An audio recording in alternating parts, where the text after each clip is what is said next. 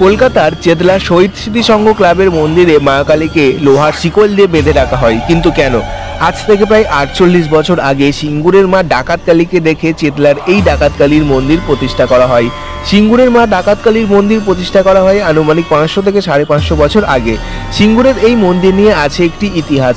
সিঙ্গুরের মন্দির যে জায়গায় এখন প্রতিষ্ঠা করা আছে, আগে সেখানে ছিল ঘন জঙ্গল, এবং সেই জঙ্গল দিয়ে মা সারদা একদিন হেঁটে যাচ্ছিলেন শ্রী রামকৃষ্ণের কাছে। আর সেই সময় রঘু ও গগন ডাকাত মাকে আটক করে লুট করার জন্য। আর তখনই তারা মা সারদার মধ্যে মা কালীর ভয়ঙ্কর রূপ দেখতে পায়।